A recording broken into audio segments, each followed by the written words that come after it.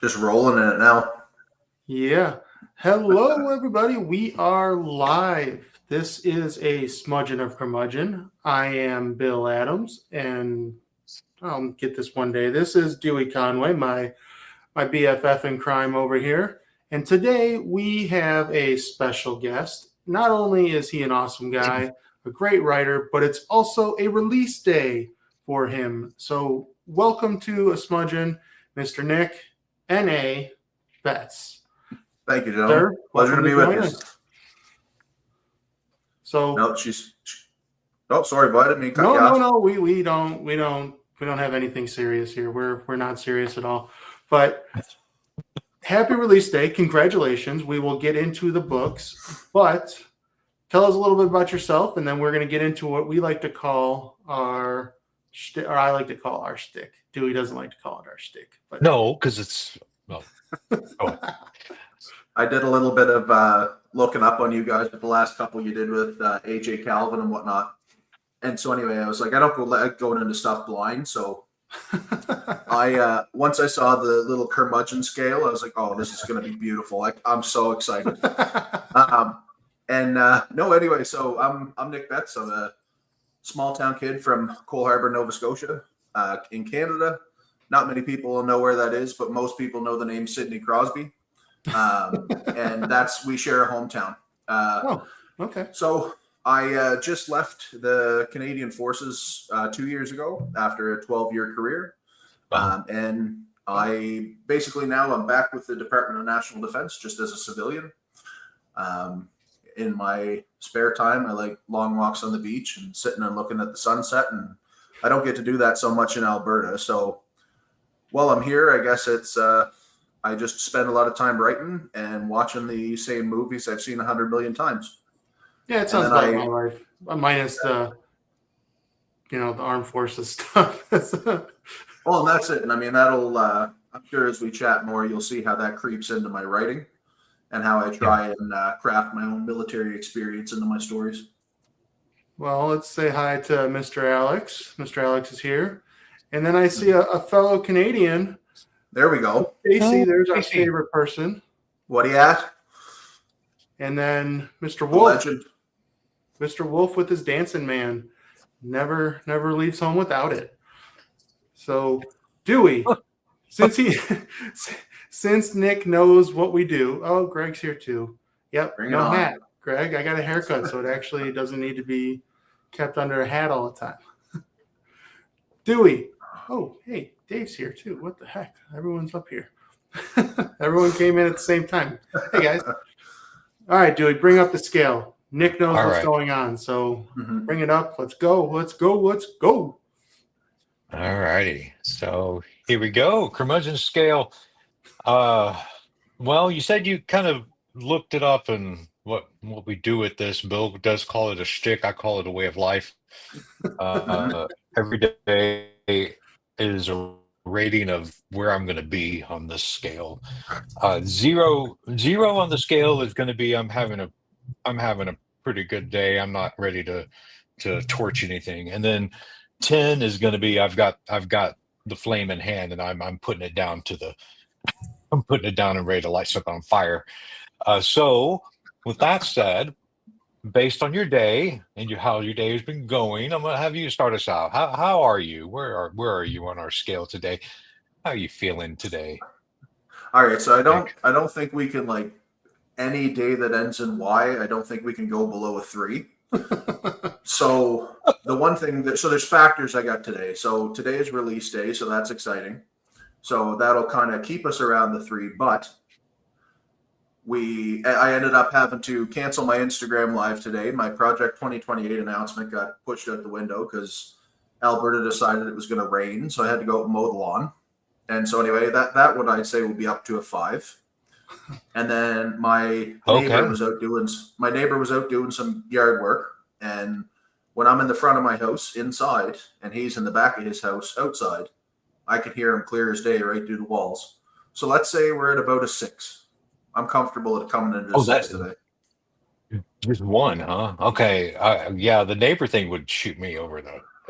Yeah, we're not in scorched earth territory, but like Heads could roll. I think that's where we're at.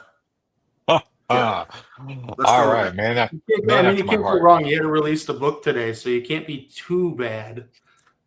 That's it, right? I mean, and I haven't heard the neighbor in an hour, so that might have been a 10, but now we're back a little bit, So, Oh, hey, we got another Alrighty, Bill, where are Curmudgeon you? in the house. Mr. Tim McKay. Oh, there's our 3/4 fellow. or Yeah. two-thirds of the Timocracy, or the Tim Naughty, as I called him today. Okay. Where Bill, where are you? Oh, Dave.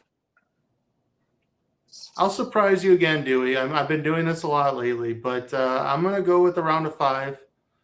I'm tired, but I've been writing this last week. I cannot be angry when I'm been writing for like the first time Okay. in months. Well, It's like it's good vibes. It's like positive vibes, man. all right, whatever. I will say it's not about being angry. Being a curmudgeon is not about being angry.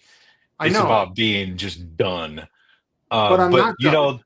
But that's great. I'm really happy about the writing 5. Okay, whatever. So let's see. I was having a good day. I was at a 6, and I could have been there, but I'm gonna have to put myself at a 7, which is pretty low. I think because I'm in a pretty good mood, but heads could roll easily. yeah. I do have on my table in front of me. I have 12 gummy bears ready to be consumed. So gummy bears make me happy. Nick, I don't know if you know that, but Bill does.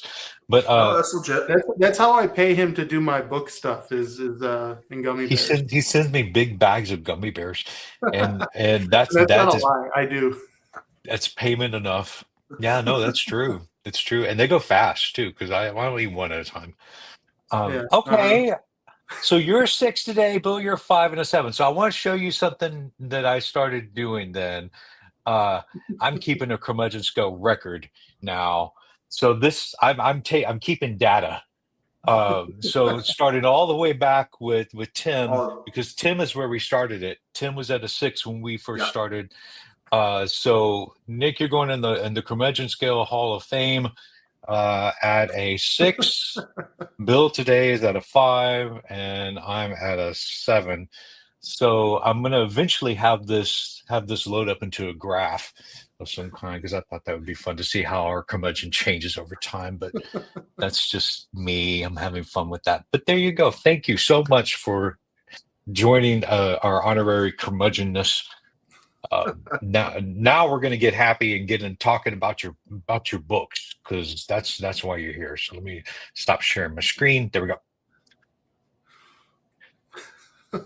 Ooh, I even saw Mike Roberti had a 10. Oh yeah, we got him on a good day. That's beautiful. Like to me, that is we got him. Yeah, we got him after driver's ed, so it was like a good day for him. Yeah, and a good day for us. And then we torched him because I asked a lot of questions about movies and he knew none of them. Yeah, he's a different. I was just going to say he's a different kind of. He's just a different kind of curmudgeon. He's a punk curmudgeon. Like he's that group. Yeah. All right, go ahead. Terminator question. So, okay, the reason why we're here, obviously, is you're a book author. You've released 2 books now, today being your second one. So, Dewey, if you wouldn't mind bringing up book 1, which is The Waking of Storm and Flame, give us the elevator pitch. So, for the people that haven't read it yet, give us the elevator pitch. Well, so I'll give you the classy one first. So, okay. The way that I like to put this in the simplest terms, and I try to sell it to people like this at the Christmas markets, as I said, Scholastic Princess saves the world with shiny rocks. That is 100% basically the plot line of this story. But so basically, it's got the classic fantasy vibe. You're gonna have your prince and princesses. You're gonna have your knights. You're gonna have medieval style combat. You're going to have light. You're going to have dark, gods, demons. And it's a lot of familiar stuff. Like, so there's going to be a lot of found family, a lot of coming of age. I tried to keep it simple for my first book. My ideal reader was actually my dad, who likes a little bit of fantasy, but once you, well, I should say more like medieval history. He likes getting into that. He loved Spartacus, but Game of Thrones is right out the window for him. So I did warn him though. I said, yeah, because as soon as you throw dragons in, that's it. The old man's done. So what I told him though is I said, listen, I said, you got this one. And then after that, we're kind of dialing it up a little bit here. So as it goes on, the series will get a little bit more fantastic, but just a classic feeling, almost medieval history with this one, sprinkling a little bit of magic, some high stakes, a lot of sibling relationship development. And it's a lot of, I tried to do two things. So one is it's really a story of self-discovery. That's the coming of age aspect. And two, and I'll kind of lead into my next bit, and this is where the first military thing comes in, is what happens when you find yourself in a place or an organization where you feel or like you know that you don't fit. And this whole story is an allusion to my first couple of years in the military, where all of a sudden, Alira, my main character, is forced into a position of power by events that she was a victim of. And basically, you can tell throughout the story that she's not well respected by her soldiers. They don't think very highly of her, mainly because they don't know who she is. Yeah. And of course, they have their newly minted commander, which is her own sister, to lean on and to lead this force. But really, she never had the desire to. She wanted to lead the castle and be a part of things like her brother and her sister were, but she never asked for what she got. She just wanted to read books. Yeah, and that was it. Like, she was fine with that, and she wanted the love of her family and the adoration of her brother, which unfortunately she lost in her younger years. But it spoke to my first couple years in the service, where I signed up and it was such a culture shock, and I was like, you know what, like I don't belong in this organization. I know I can do some good. But you'll see as it develops and as the series goes on, you can often do good wherever you're planted. You just need to find out where you fit. So there's no point in forcing the square peg in the round hole. You need to find that square hole. And unfortunately, for like that girl that you see on TikTok of all time, where everything goes in the square hole, unfortunately, it's not that kind of solution. So anyway, so that's more or less the gist of it, is just trying to find out who you are and where you fit.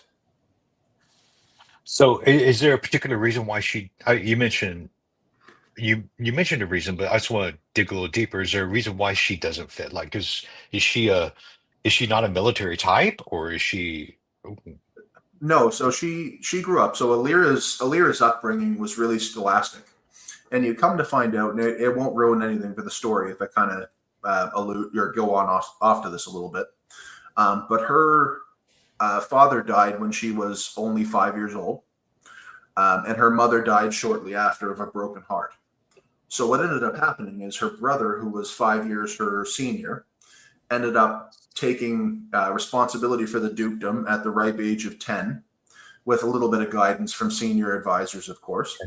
And her sister ended up finding her own path and became almost a legend in the army that they have, and rose to prominence through that system. So Alira was ultimately had the second child syndrome, where she was kind of left behind, and the only thing that she could really turn to was the stories of the past. And there's a really, really great quote. Somebody had to point it out to me, because it's just sometimes you get writing and forget your own words. But there's a quote in there from Avery Gelrain, who is one of the lieutenants of the guard. And he ends up speaking to her brother right in chapter 1. And he ends up saying that, like, you found your place as the Duke. You didn't really want it initially, and you weren't ready for it, but you were there anyway. Zara, their sister, chose a different path and went into the military. And Alira just was aimless. She was lost. She didn't really have a path or a way to go. So rather than looking towards the present or looking towards the security of the future, the only thing she had to go on was the tales of the past, and that's where she found herself. She spent a lot of time reclusive and in the library and things like that. And that actually speaks to my own introversion and who I was before the military. Never made a lot of friends, never was really outgoing, kept my circle very small. And when I got into the forces, it was just such a huge culture shock that it eventually found its way into the earlier parts of the story. So, Well, we lost Dewey for a minute. I guess Texas got hit by something down there. So we'll bring that up. No, that's good. I love. So I read this book. Obviously, I read the first book. I loved how you made Alira not, the warrior, not the Mary Sue, not the, whatever, that is normally seen. Hey, you're back. Not. Yeah. Sorry, I don't know what's going on. The more modern fantasy, the characters are more, or the more main characters are more able, I guess is the word I would say. So like you said, this is more of a classic style where it is kind of almost farm boy, getting thrust into this thing. And I loved how you did that. So it was good there. And I loved the interaction between the siblings. I'm not going to go into what happens with the siblings and all that stuff, but the arc of the siblings was really, really the strong suit, I think. And it's that they mirror each other. One is a low point, it becomes a rise, and the other is a high, and it becomes a fall. So their arcs mirror one another. And that was, I really wanted to create that. What's up, Mike? Really wanted to create that situation. And it's one of the things that often gets lost in warfare is that no matter if you're the grunt who's never held a sword before, or if you're the commander, you can both die like that. Yeah. And so that's what I try to show throughout the story is that there's a lot of opportunity to see what real people are like. And mind you, the Fates, the namesake of the actual series, they're still people. They're ultimately still people, just imbued with this ancient celestial power of the gods and goddesses that are in their Illuri stones. And so anyway, it's just one of those things I tried to show of there's nobody that exists that's an all-powerful being, and that no matter what you are, people are vulnerable. And things can, and I show it, and you see it in chapter 7, but the unexpected can happen very quickly. Yeah, upend everything. No, I was going to say before we move on to some non-book questions, I really, really thought, and you alluded to this in a lot of your marketing because of your past in the military. This is very military heavy. Like you're in the middle of battles, you're in the middle of meetings, pre-planning, all that stuff. It felt so real, and obviously because you're drawing your experience. That was really cool. Like I love that part of the book. Yeah, and that was one of the things I've seen in the reviews that I've read is that people have appreciated the military look, even if sometimes it seems to slow down a little bit. I still try to keep it really going and really rolling. Yeah. But one of the things I've really tried to show is the way that command structures work and the way that ranks work, and that everything is proportionate. So you've got in most cases, you've got one general that sits at the top of things. And then they'll have their subordinate commanders. And then as you break things down, and I plan on doing a video on how the relationship works all down to the 2-man fire team, all the way up to like a brigade group level kind of thing. Mind you, medieval's a little bit different than modern. But it's modern. That's my experience. And that's what I've based my stuff on. I want to show you that things just don't happen. That there's thought put into this, and there's orders groups, and that you've got to pass orders down to your subordinates, and you've got to create these formations and then these fallback plans. It's not just we go into battle and we line up and we run at each other. It's and two different types of operations. Like you have the one that happens in chapter 7 that's a bit more of a defensive, and then you have one that's later on that's, well, it's supposed to be a defensive, but it very quickly devolves into an offensive operation and a retreat. Yeah. And one thing that I really worked in that kind of gets missed, and it's a generational piece, is that 20 years before really these main events are kicking off, the lands of NL, their military of over 10,000 was obliterated. So when they go into when they roll out of Namel and head into the mountains, their force is only 2,000 to 2,500 people. Like, it's not very many because, of course, you've got the generational issue. You've just lost 8,000 men who could give birth to the next generations. And we saw the same thing happen at the end of World War II when the population dipped because we lost so many people, right? Yeah. So it's just those little things I try to work in that don't often get thought about. And the series itself, I can't reveal it now because it's really the root of the series itself that I'm going to reveal in book 5. But it's the one thing about war that often gets forgotten about. And it's to the tune of sacrifice. And the series itself is based on, or one of the foundational elements is one of my favorite quotes. And I'm sorry if I did get it just slightly wrong. But it's for those who leave never to return, and those who return and are never the same. So that's really kind of where this is trending. And you're going to see the actual results of war by the time this is over, that it's not, oh, the fighting's done and we're going to have a celebration in Naboo and Coruscant because the Emperor just got off. No, there's a lot of sad, sullen faces. And that's kind of how we get there, I think, is still going to be very interesting. I'm super excited about it.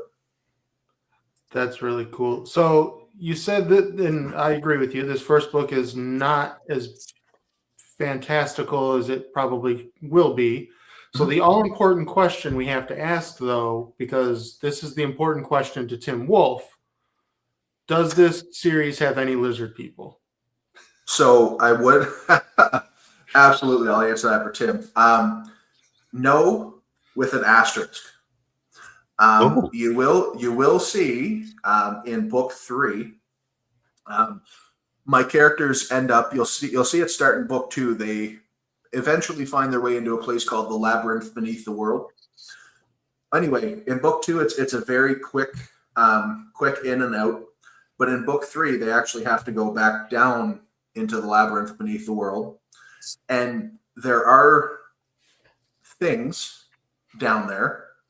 And I wouldn't say they're exactly like lizard people, but if you remember the Mockingjay Part 2, like that movie, the mutts that, and I lose my mind every time at this, the mutts that killed Finnick, the way they looked, well, that's the kind of lizard people that are down there. So, and that I'm still, many years later, I'm still bitter about that death. Still bitter. Yeah. It happened. The one character that shouldn't have died. Bring up. So they're not. Okay. So they're not Sleestacks, though, like from Land of the Lost. They're not. Oh, there's some stuff waiting down there. That's all I'll say. Oh, okay. All right. Let me take this off. All right. We gotta do the wheel now. Let's see. Entire screen 1. There we go. And sorry for getting lost. I don't know what happened. But no worries. But here we go. So for those that have been watching that know what this is about, you can just pause and not listen. But I'm going to tell for those that don't know, we have 6 questions.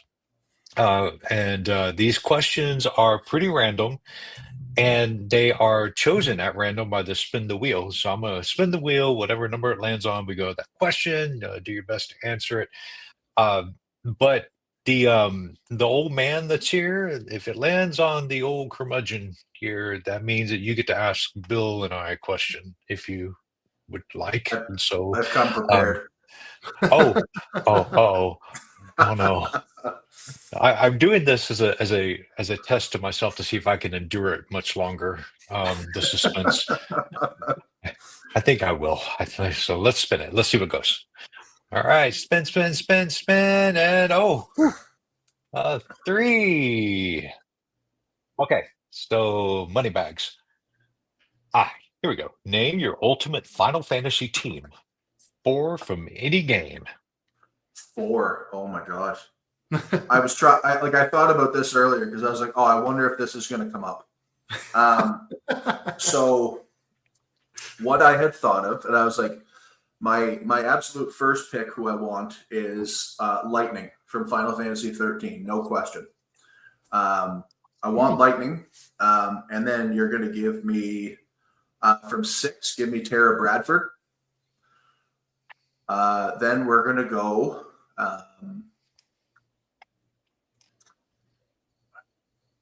And I'm kind of just trying to put a team together here that is just going to be really badass. Give me Vincent Valentine. Good choice. Yeah. And then to round it all off, who would I want to go with? I would have to say, and I don't see him in the chat, but I'll go with Orin, Final Fantasy X. Yeah, it's ZB's boy. That's what I was looking for. I was like, oh, if he's in here. So, yeah, that's what I would have. Why Lightning? What about Lightning? She's got the similar kind of feel to Zara. She's just the quiet militaristic leader. She's driven, and ultimately by the end of that whole trilogy of games, she's insanely powerful. So I liked her leadership style. She's just the quiet, competent hero who's just driven.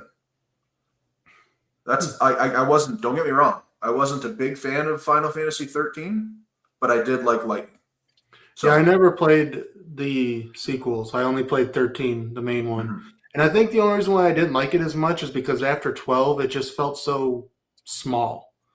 Like, 12 was just so expansive, and there's so much to explore. And 13, like the first half of the game is linear. Like it's very linear. You can't go anywhere besides where the plot needs you to go to. And I don't know. Well, and that's very golden age Final Fantasy 2, right? Like, I mean, that was your Final Fantasy 7 till you get the High Wind, and ultimately 8 till you got the Ragnarok, 10 till you hit the Calmlands, like, yeah, or till you really hit Zanarkand. But sure.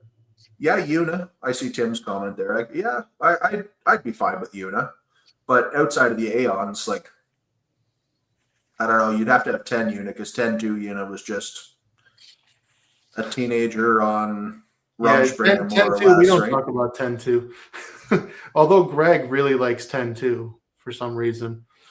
I don't know why. Fine. Like, I liked it when I first got it. I mean, really, you were trying to get the secret ending. Like, that was the whole purpose of the game. Yeah. But, yeah, Kane was one that came up for me earlier, too, so. Dewey's like, I have no idea who any of these people are. I don't play Final Fantasy. I played Final Fantasy Chronicles, but that's not official. Like, you people don't consider that official stuff. I like that one because it was turn-based. I know the whole thing's turn-based, but that one like really grid-based. Anyway, no, I have no idea what you're talking about. I was looking it up over here. I was like, oh, that's who that is. I'd even be fine too with, and this is going to be my War of the Lions pull, but Thunderlord Sid. Like, I would be absolutely fine, because once you get Sid in that game, like, that's it. It's game over. Like, so good. Thank you, Stacy. You made me feel not so alone. I'm alone in this discussion. Yeah, we're a bunch of nerds over here. You guys can be the cool kids. today. Dewey, hit the wheel again. Yeah, let's see. We could go down a rabbit hole here. Yeah, we could spend too much time on. If ZB was here, we'd spend an even more greater time on it. Yeah, no question. All right, 5. We have the axe. Let's see what we're asking. What professional wrestler would be your tag team partner? Ooh, that's a good one. If we're going by modern standard, like if we're going like okay. Well, if I have to pick anybody, I mean the cop-out answer seems like Stone Cold Steve Austin. But if I'm going to pick somebody from all of history, give me Randy Orton, 1,000%. Because Randy's going to wrestle, and I'm going to stand in the corner like Paul Heyman. Because I'm in no shape to run the length of myself right now. So Randy's going to be doing all the wrestling. But yeah, 1,000%. Give me the Viper or the Legend Killer, whatever iteration of Randy you want. 1,000% Randy Orton. Give me Mick Foley. He could be any number of characters you need. I guess you're really getting 3 dudes when you get that pick. Mankind, Cactus Jack, Dude Love. Dude Love, that's right. Yeah, and Cactus Jack, man. Cactus Jack. Well, there was even that in Sacco. Yeah, there was even that year where he showed up in the Royal Rumble, like all 3 iterations of Mick Foley. He came out as like that's that's when I actually awesome. watched it. I haven't watched wrestling since like 2000. So it's pretty good now that it's back on Netflix. Like it's on Netflix now, and it's pretty solid. It's out of It's on the wow. Yeah, it's out of the Vince McMahon. What's that? Sting. He's like 800 years old. He's still wrestling. He just retired from like the pro circuit. I don't know if he's still doing indies or not, but he's still around. Yeah. Did you weird tangent, but did you watch the Iron Claw movie? Yeah. I knew nothing about those guys, but that movie was phenomenal. And I'm not even a big, huge wrestling fan. I watched it when I was a teenager, but that was ages ago. It was a very sad story. Good movie. Great movie. Yeah. And I mean, like, you've got Zac Efron in there. You've got, what is it? Jeremy White? Yeah, the guy from The Bear. Yeah. Like Colt McHenry or Colt McCaney or something. The dad. He was the guy from Mindhunter, who was really, really good, underrated actor. But it was such a good movie. Like it was really, really enjoyable, really sad. And it was just interesting to see how it was back in that day, right? Like even pre-WWE. So, but yeah, I was the same as you. I really knew nothing about the Von Erich story. Yeah. But very, very sad.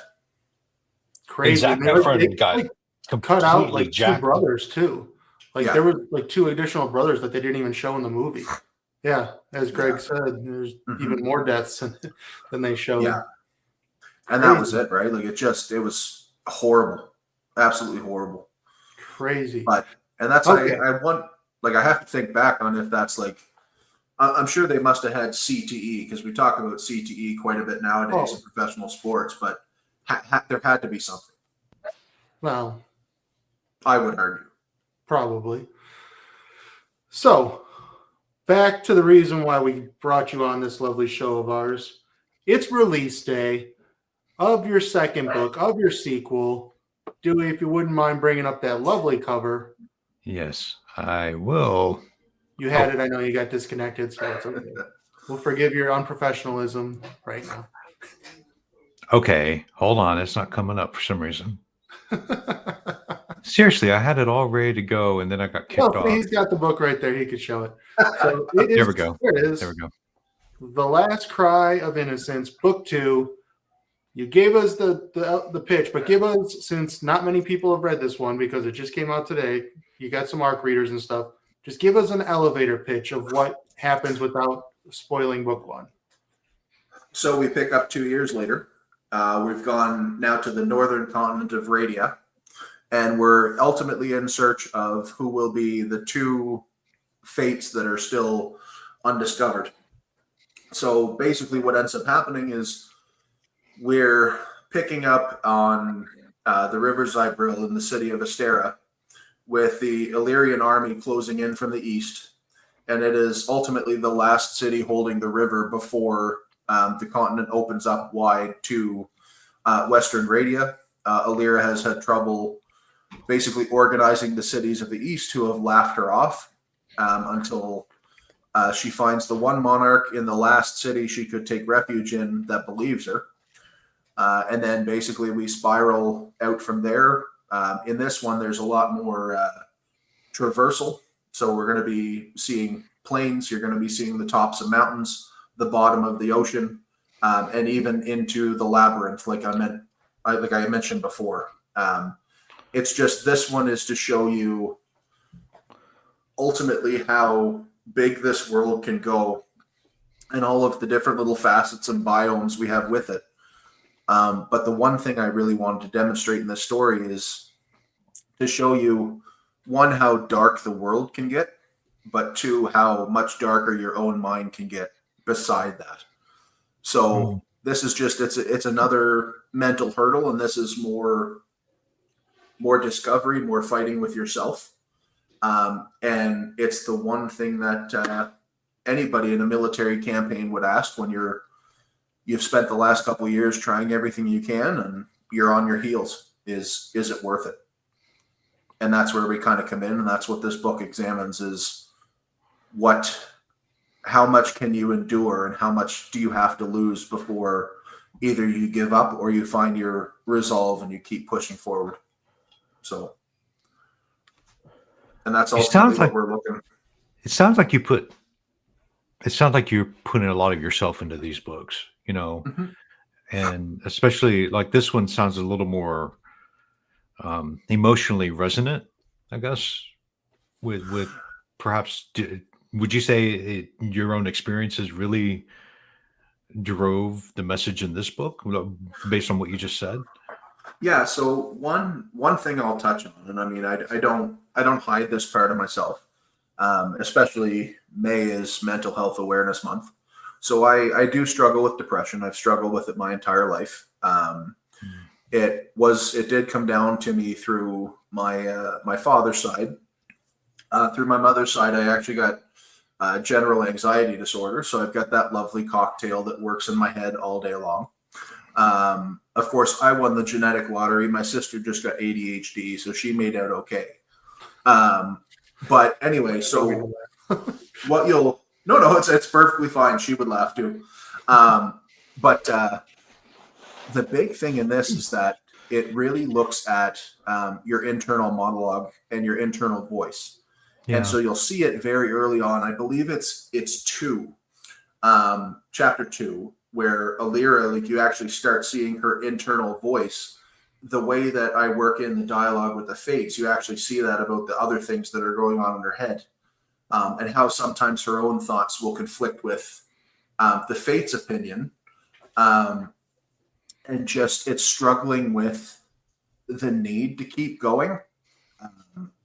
But sometimes the forces inside you are a lot tougher than the ones that you fight against. It's hard to go to work. Sometimes it's harder to get out of bed, so to say. So that's kind of what The Last Cry of Innocence looks at. And there's a lot of deeper situations, like one of my characters, there's an allusion to sexual assault in the character's past. I don't get into it being very explicit. I don't really touch on it other than it's just a basic allusion and some backstory. But her arc, and it's Tiora is her name. That's actually the person that's on the cover. So Tiora's arc is, if you see my marketing materials, you'll see overcoming the past. And Tiora's whole state of being, and you see it come through her character early on, is that she's trying so hard to keep that part of herself dead and buried. But it comes through in how she treats others and how she presents herself to other people. And there's a guiding hand who's like a father figure, Keola, who basically will tell Illyria that you need to look past the mask that she wears because what she's showing you is an act. It's not actually who she is. So it's a lot about overcoming the past. And even Tiora's line, once things start to come to a head, is basically to the tune of, these things happen to me, but they don't define who I am. I decide who I get to be. And it will play like, so it's not going to be resolved in book 2. It's going to be an ongoing thing. And you're going to see how you can build that mental resilience. But little things later on in life can always creep back in and open those doors again, and you don't even expect it. And that I find is the ebb and flow of ultimately the depressive cycle, or the issues for those that have suffered from post-traumatic stress disorder. Is no matter how much you have it under control, sometimes the cracks will open and things will seep in. Yeah. So That sounds it sounds like a very personal book for you. Mhm. So releasing it today, is that a milestone? Like beyond the release and all that, like personally, is it a milestone to let this one out there? So each one, I think, is in a way, like each of them will be a part of myself and kind of what I experience. With the third ultimately being internal conflict about trying to figure out when both sides are valid, which one do you kind of go with, and are you Right. able to live with the choice that you're going to make? But the one thing I set out to do when I started writing this series was to look at the human condition and how emotion and mental health play into the decisions that we make. So the books at surface level are just a general classic fantasy adventure, but much deeper than that, they're a look at mental health, especially that as it pertains to the military and that environment. So Yeah. it's going to be interesting as it goes on to see what other parts of myself come up in my writing. Sometimes I do set intentions, as I did with the first one. But then there's other times when, of course, the fingers translate what's in the mind subconsciously. And it's not until you read it back that you begin to understand, oh, okay, yeah, like that was that part of my life that's coming through. And this is my mind processing it through writing.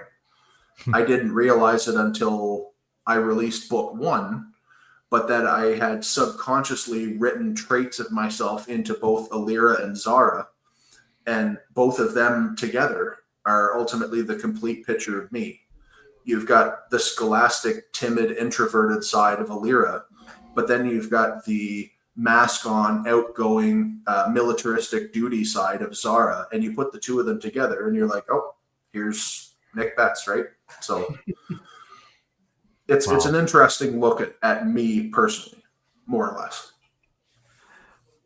Well, I That's commend so you for cool. that. That's really cool to be able to. Most of the time, I think it becomes a subconscious effort Mhm. when you're writing. You know, like at least I know that from my own experience, and Mhm. then it's only like later on after the fact when people go, "Hey, wait, this character really sounds a lot like you." Like, oh Yeah. yeah, I guess you're right. I Oh, didn't think about 100%. that. And there are certain things I find that like are more obvious that find your way into writing. Like I started the series as a way to process grief over the Mm. coming loss of my cat. So if you happen to read the Waking of Storm and Flame, Bill, I know you've read it, but in the very beginning, and even just towards the end as well, there's a little white cat in there called Ace.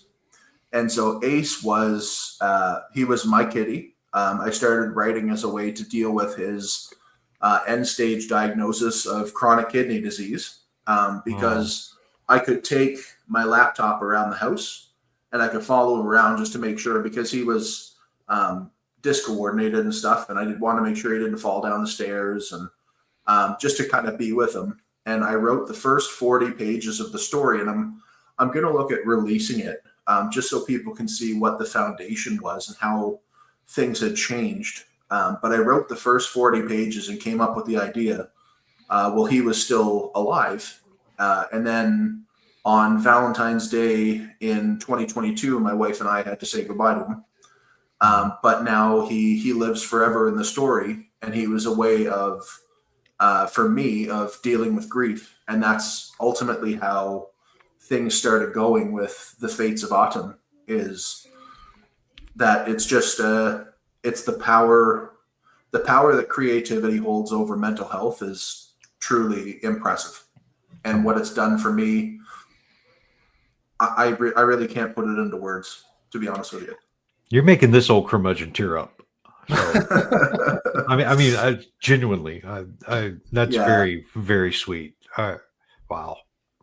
So, and it's kind of like I've got him in there right down to how he looks with his gray tail and his gray spots and the white in him. And then there's a part where Zara's getting ready and she's at the door to meet this person. And the whole time she's at the door, he's there and it's like he's rubbing against her leg because he wants to get out and he wants to see who it is. And that was Ace in my family. My mom used to call him the greeter because whenever a knock came in the door, they let themselves in and Ace would be the first one there. And so that was his thing. He'd rub up against you and all that. So I threw a bunch of things in there. So at the end of the day, he was initially my dedication for the book. Towards the end, it became my niece Casey, who was born only a couple months before the book released. But Ace, he gets to live forever now. So I think that's super cool. Yeah, that I was able to do that for him and for myself. So that's fantastic. Mm-hmm. Well, tell you what, we need to ask you some questions. That, of course. Let's go back here. We don't want to lose Dewey to the waterworks just yet. Oh no, fair enough. You see, the thing is, Bill is heartless. So nothing. It is, but me. That's really sweet. Okay, so let's ask a question. Yeah. All right. Dodging the curmudgeon again. Look at that. I know the fates. Fates are okay. If you were a soldier under Zara, what would your role be? Would you have survived? Interesting. I would think that my role, probably because of my own military career, I tried being the frontline soldier, and I will disclaim it by saying I never saw combat, thank God. And it was one of the things the older vets always told me was that they would never talk about their combat experience, and they basically prayed that nobody else would ever have to see it. So I'll always say that was part of my military experience, was I never had to fight in a combat. So I would basically say my role would be akin to the general's aide, Taryn Sarah, who brings him, here, General, sign this pay disbursement form, and here's the mail that came in, and now I'm going to go pass on orders before I do the rest of my clerical stuff. That's me to a T. I would have survived, probably, chances are, because I probably wouldn't have even gone to the front line. I wouldn't have gone to Cool Deer and then to the Heavens Fall. I likely would have been back in Tyrrell with what we call the rear echelon. And that's with the other clerks and the cooks and all that stuff, the people that don't really fight. So I would have survived, at least then. That being said, later on, when it was kind of all hands on deck, I don't know. Hard to say. I mean, the Army kind of showed up when, the worst was over towards the end. So I might have had a chance, but I think I would have been okay by virtue of administrative and clerical duty alone. That's it. All right. I'm kind of giggling because my son's in the Air Force, and he's kind of the same thing, where he's all IT, and that's what he does. And he's never going to be on the front lines or do any of that business. So It's what we call in the rear with the gear. yeah, Where you want to be. Yeah, rear For echelon, all the way. All right, let's see what's up. Oh. There it is. Ooh. All right. Ask So us a question. I've already given you the knife to the heart, so I guess it's nice and knife in the back now. All right. So the only thing I wanted to ask, and this is a question for both of you, actually. So with your guys' entry into Spiffbo, and as far as you guys made it, what was that experience like? Like, was it surreal? Was it life-changing? Or was it just a good time? Like, we could be a little unfiltered now that it's over. Well, hold on. I have my written answer over here. I have a prepared statement. Oh, we got PR lines. No, Awesome. I'm just joking. It was surreal, for sure, but it was beyond stressful. And the longer it went on, the more stressful it became. And, you know, Dewey can add his 2 cents to this, but because there was 2 of us, it was even more stressful because we were kind of like stressing to each other about certain things, like especially when reviews dropped. Like it was hell, you know, like good or bad. It was just like so much stress. And obviously the not so pleasant reviews were not great. Say la vie. All right, I'll get my 2 cents. Everything Bill said, I was going to say I view, and having had time to deflate from it all since it's been over, which has been, that part's been wonderful. Like that's over. So I would say there's 2 levels to it. The first level, which is the more important level of the Spiffbo experience, was the unexpected honor of it all. Like that was just like, wow, I can't believe this is even happening. Yep. You know, that the recognition by someone like Dr. Chase, you know, it's coming in and saying that this book needs to go as a finalist out of, you know, 300 book. I mean, that was just mind blowing. And that part of it, and then the part where it just got out to people to read and for everyone to, you know, get their hands on the book and just send us positive thoughts, and that was incredible. The other level of it was the stress. The reviews sometimes were a little I don't know. I would say that it was definitely a callous building experiment. Like I equate it to someone who's fresh that doesn't play guitar, having to play guitar and build up the calluses on their fingers. Mm-hmm. And so that they no longer feel the pain when the pain came over from those reviews that were like, you know, like, whoa. After a while, it got better. And it helped you to understand also the place of it all. Like I'm the author, the reviews really aren't for me. You know, it helped to understand all that, because I'm just this is not my profession. Neither is it Bill's. You know, we're just writers and artists and people that enjoy doing what we like to do. Yeah. And so that part of it, now it's all over. I'm kind of thankful for that part, because now it's like, well, I feel like I can take, well, I mean, I say this, but then if it actually happens, it probably would not be the case. But I'm saying I can probably take a little bit of, you know, being beat up. You know, now and surviving it.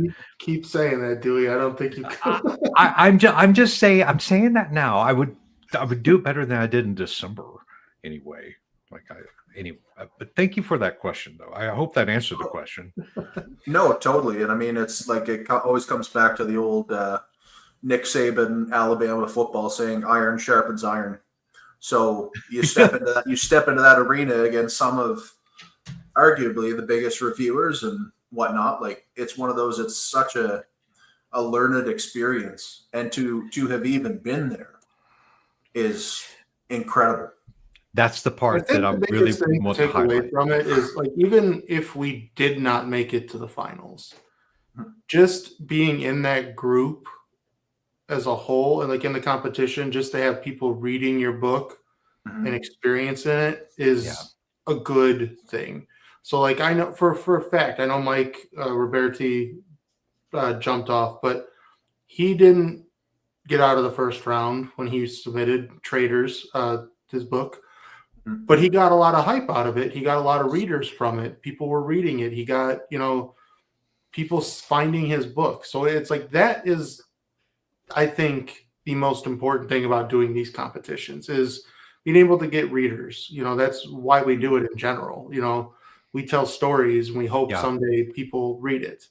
And this is a good way to do it. Whether you make it to the finals or whether you get cut in the first round, you're still getting people to read your books. And especially if you get a good judging group where they give it a fair shake. They give a good shake to all the books and they give good reviews to the books and that type of stuff. So it's all a luck game, but it's all the bottom line is all about getting people to read your books. Oh yeah, exposure is king. Mm-hmm. So yeah. So definitely, I know that he's changing the process, but in January when Spithbo 11 opens up, definitely submit. Flame, definitely submit it. They can only help. There's no negative to not submitting. For sure. Dewey, spin the wheel. We got a few more minutes before. Okay. If we can get a couple more of these questions out. I don't even remember which ones what I did. All right. Number one. Let's see what one is. Okay. What's your favorite magical item in any book? What's your least favorite? It might be a cop-out answer, but the One Ring. It has to be. It has to be the favorite. I mean, obviously, that's why you have a ring of power in the first book. Yeah. So it's got to be the Ring of Power. And just for the sake of time, my least favorite. So and it's not going to come from a book. This one is going to be a little bit of a reach. It's going to be the Iron Boots from The Legend of Zelda: Ocarina of Time. How I absolutely hated. And that's not a magical item. It's just in a magic game. Right.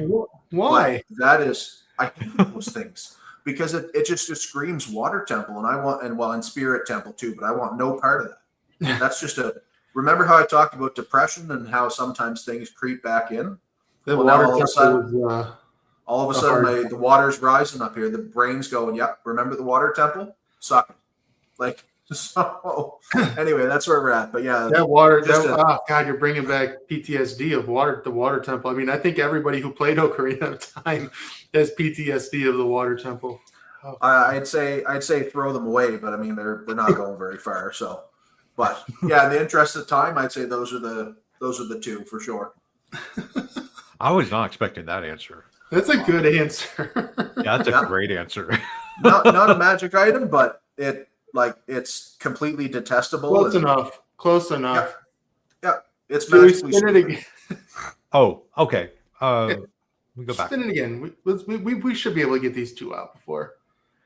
All right. Well, which one will it be? 4 or 6? The key or the candelabra?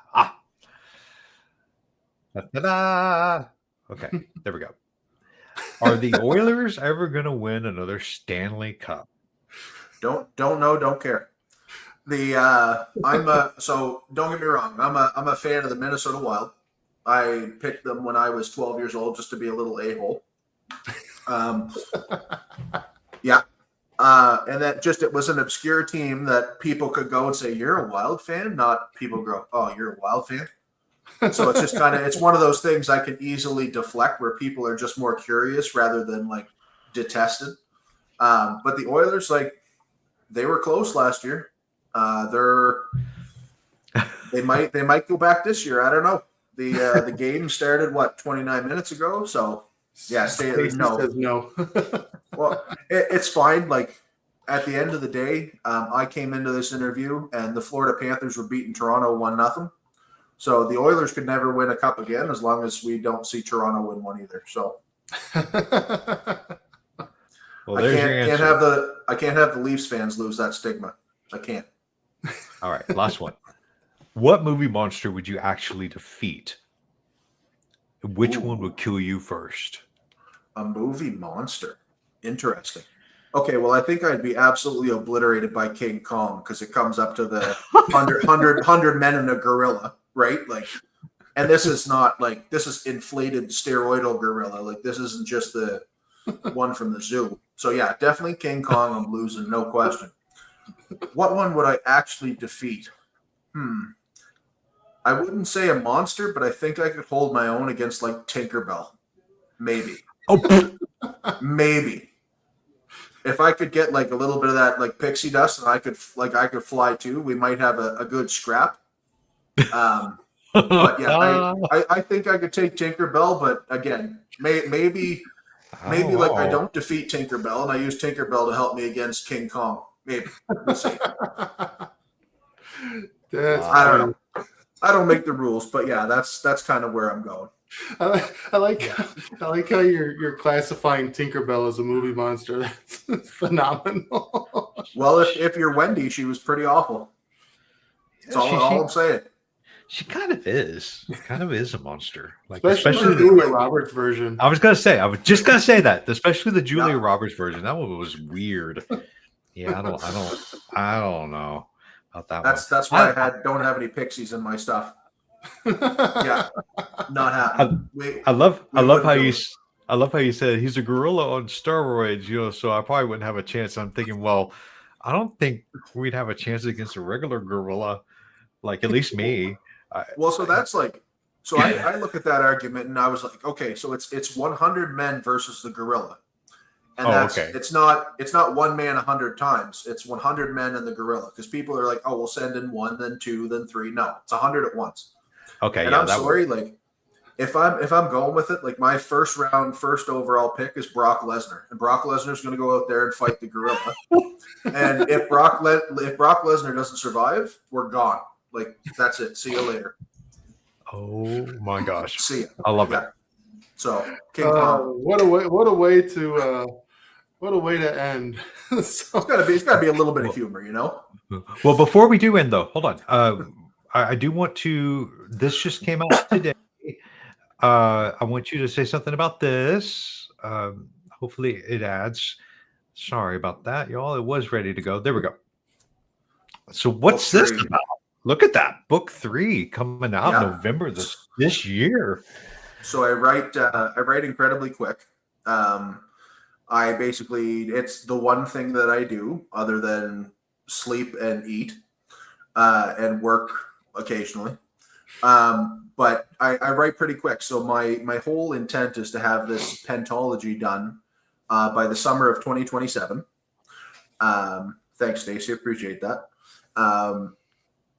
And so anyway, this one is coming. It's going to be awesome. And this one is going to be, it's that midpoint departure where it kind of leaves the first two behind and we look through to the future. And unfortunately for a lot of people, it's going to leave you with more questions than answers. Because the one thing that it's also going to show you that you don't know who you can trust. And you don't know the intent behind why people do the things they do until ultimately the end of the series.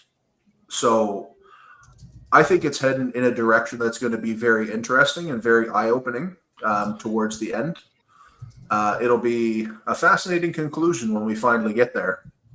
But it's all planned out. Everything's plotted all the way right through to the end. Now it just needs to be written.